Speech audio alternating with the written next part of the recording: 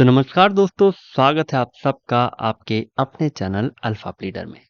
मैं अभिषेक मिश्रा वशिष्ठ प्रस्तुत हूँ भारतीय नागरिक सुरक्षा संहिता के एक और अध्याय के साथ, जहां पर आज के इस वीडियो में हम कवर अप करने वाले हैं भारतीय नागरिक सुरक्षा संहिता का एक और इम्पॉर्टेंट टॉपिक, जिसको हम सब सर्च वारंट के नाम से जानते हैं।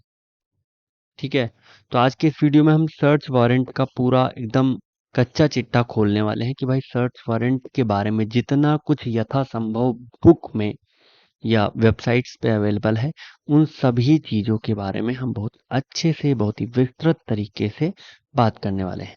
तो सबसे पहले, जैसा कि मैं करता हूँ वैसे ही आपको इसका एक बेसिक आइडिया देता हूँ, एक साइनॉप्सिस बना के आपको दे देता हूँ, जिससे कि आपको चीज़ें और बेहतर तरीके से समझ में आ सकें। उम्मीद करता हूँ कि आपको आवाज़ अच्छे से आ रही होगी, क्योंकि मैंने माइक तो लगाया है, मैंने हेडफोन लगा के मैं चेक नहीं कर रहा हूँ, लाइव रिकॉर्डिंग मुझे सुनाई नहीं पड़ रही है। ठीक है, तो सबसे पहले हम सर्च वारंट की बात करें तो सर्च वारंट होता क्या है।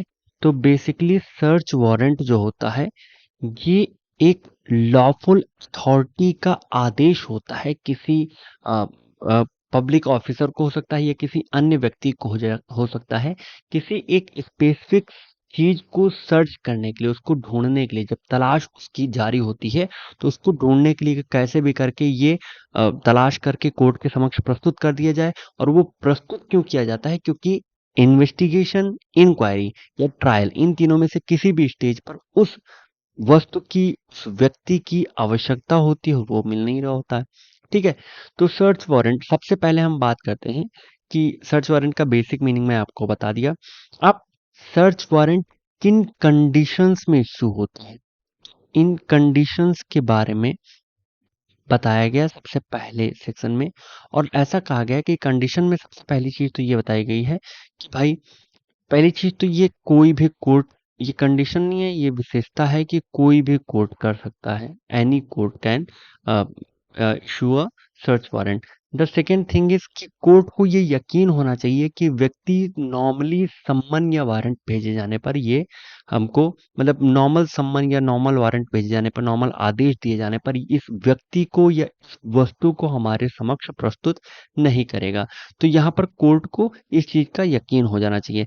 तीसरी चीज ऐसा हो सकता है कि भाई वो चीज किसके पास है, वो डॉक्यूमेंट या वो थिंग किस व्यक्ति के पास है, उसके बारे में कोई आइडिया नहीं है, इस वजह से भी करा जा सकता है। और चौथी चीज, इस वजह से भी करा जा सकता है क्योंकि नॉर्मली इंक्वायरी, इन्वेस्टिगेशन या ट्रायल के दौरान उसका जनरल सर्च एंड जो उसका जनरल इंस्पेक्शन है, वो आवश्यक हो जाता है। इस वजह से इन कंडीशंस के होते हुए एक सर्च वारंट को इशू करा जाता है। अब सर्च वारंट किन किन चीजों के लिए होता है उसके बारे में बात कर लेते हैं। तो सर्च वारंट, आपने कभी नाउन की डेफिनेशन, उम्मीद करता हूँ आपने पढ़ी होगी। ठीक है, तो जो नाउन की डेफिनेशन है वो यहाँ के एकदम से सटीक हो जाती है कि सर्च वारंट जो है वो किसी पर्सन को ढूंढने के लिए भी हो सकता है।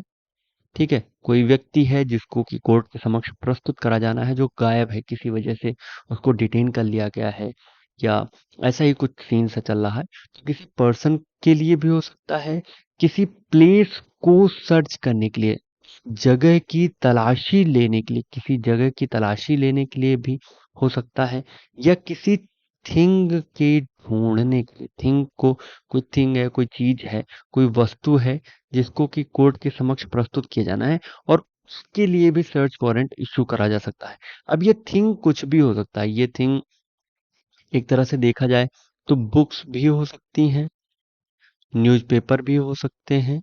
ठीक है, ये आगे आप समझ लेना। और इसके अलावा वो कोई डॉक्यूमेंट भी हो सकता है, ये डॉक्स आप समझिए कि वो कोई डॉक्यूमेंट भी हो सकता है।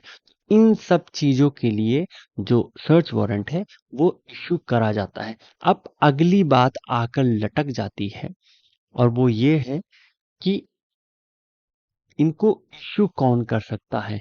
तो भाई सिंपल सी चीज है, मजिस्ट्रेट करेंगे, लेकिन सब मजिस्ट्रेट तो नहीं कर सकते ना, ये बड़ी चीज है। इसको सबसे पहले एक डीएम महोदय, डिस्ट्रिक्ट मजिस्ट्रेट महोदय कर सकते हैं।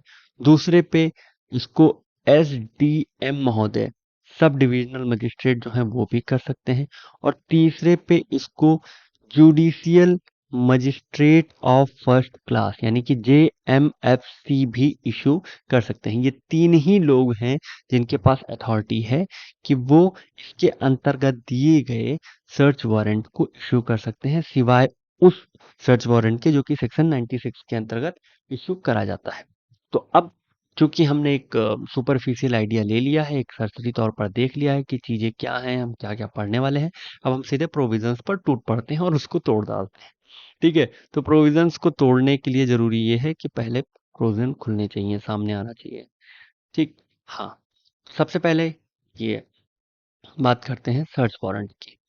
96 बात करता है व्हेन सर्च वारंट में बी इशूड, ये कंडीशंस के बारे में बात करता है कि जब किसी कोर्ट को रीजन टू बिलीव हो कि वो व्यक्ति है जिसको कि सम्मन या जो सम्मन्स या ऑर्डर है जो दिया गया सेक्शन 94 के अंतर्गत, या कोई रिक्विजिशन है जो सेक्शन 95 के सब क्लॉज सब सेक्शन 1 में दिया गया है, और वो व्यक्ति विल नॉट और वुड नॉट प्रोड्यूस, वो ना तो करेगा ना करने वाला है, उस डॉक्यूमेंट को या उस चीज को कोर्ट के समक्ष प्रस्तुत नहीं करेगा, चाहे कितने भी सम्मन कितने भी रिक्वेजिशन आप इशू कर लो, तो कोर्ट को रीजन टू बिलीव है कि भाई नहीं करने वाला है। दूसरी चीज, कोई वो डॉक्यूमेंट या जो चीज है वो कोर्ट को नहीं पता है कि किसके पोजीशन में है, किसके पास है, नहीं पता है। तीसरी चीज, कोर्ट ये यकीन करता है, कोर्ट ये समझता है कि for the purpose of any inquiry, trial और अदर प्रोसीडिंग अंडर दिस संहिता, ये केवल एक जनरल सर्च और जनरल इंस्पेक्शन से ही हुआ हो सकता है। तो ऐसी कंडीशन में कोर्ट जो है वो सर्च वारंट इशू करेगी। तो ये चीज तो हो गई सर्च वारंट के विषय में।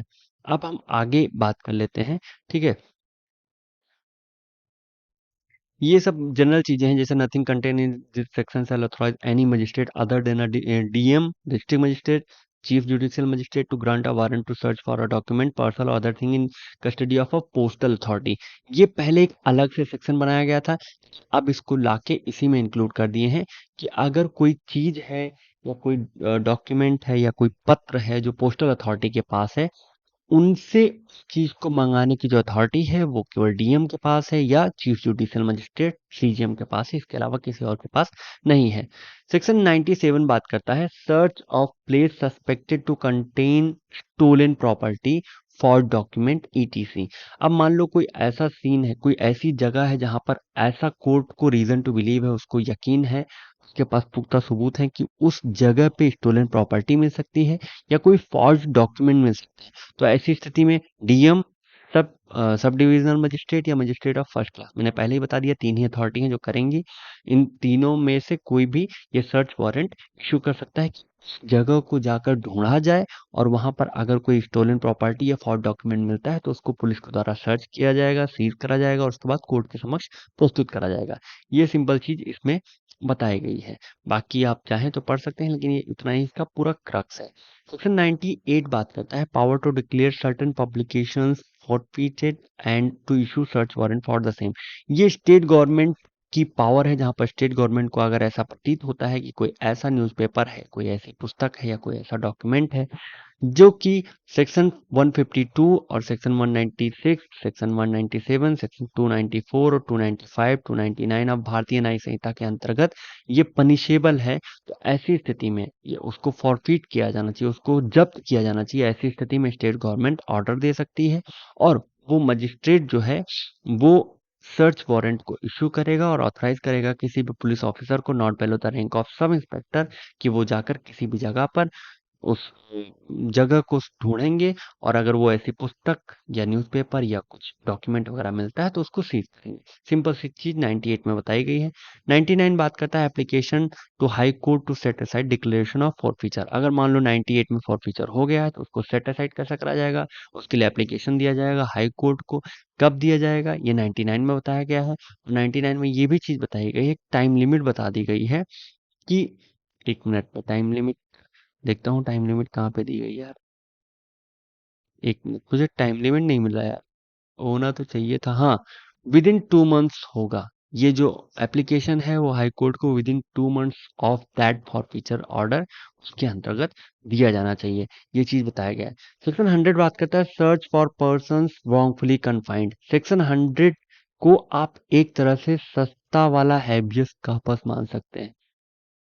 ठीक है, सस्ता वाला ये हैबियस कॉर्पस है जहां पर कोर्ट ये सर्च वारंट इशू करता है किसी भी ऐसे व्यक्ति को अपने समक्ष प्रस्तुत करने के लिए जिसको कि रॉन्गफुली डिटेन या रॉन्गफुली कन्फाइन किया गया है। तो यहाँ पर तीन ही अथॉरिटी हैं, इन तीनों में से कोई भी अगर उसको ये रीजन टू बिलीव है या किसी व्यक्ति ने ऐसा आके उसको इन्फॉर्मेशन दी है कि किसी व्यक्ति को बंधक बनाया गया है, वो भी रॉन्गफुली बंधक बनाया गया है, तो उसको ये सर्च वारंट इशू करा जाएगा और उस व्यक्ति को उनके समक्ष प्रस्तुत करा जाएगा। पूछा जाएगा कि भाई किसने बंधक बनाया, क्या हुआ, आराम कहानी पूरी पूछी जाएगी।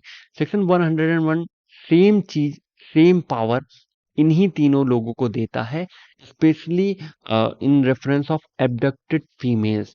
और ये कहता है कि upon complaint made on oath, यहाँ पर जो भी कंप्लेंट करी जाएगी वो ऑन ओथ होगी ऑफ द एबडक्शन और unlawful detention of a women और female child for any unlawful purpose, purpose कोई भी हो अनलॉफुल होना चाहिए।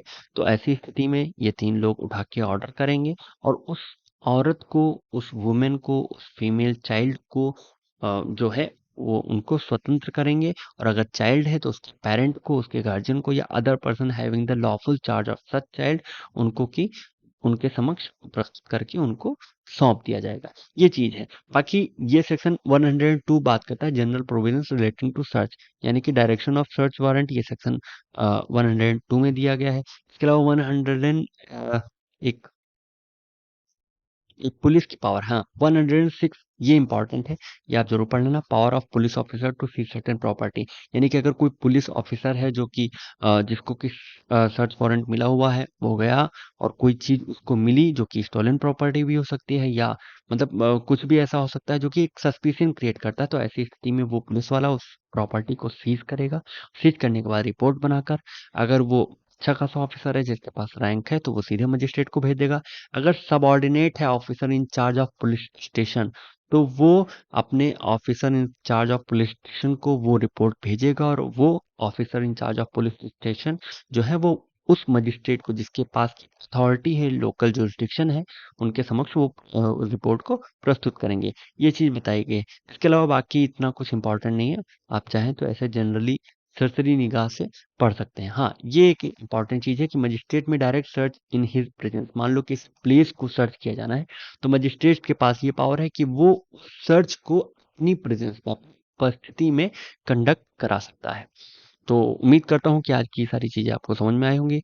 हालांकि जल्दी जल्दी में हो रही है क्योंकि ये रात के 2-3 बज रहे हैं और नींद नहीं आ रही थी, तो मैंने कहा यार वीडियो ये ना डालते। ठीक है, तो बाकी अगर कुछ समझ नहीं आया तो कमेंट करके आप पूछ सकते हैं और मिलते हैं अपने अगले वीडियो में। तब तक के लिए अपना ध्यान रखिए, पढ़ाई लिखाई करते रहिए और नींद पूरी करते रहिए। ओके, बाय बाय, जय श्री राम।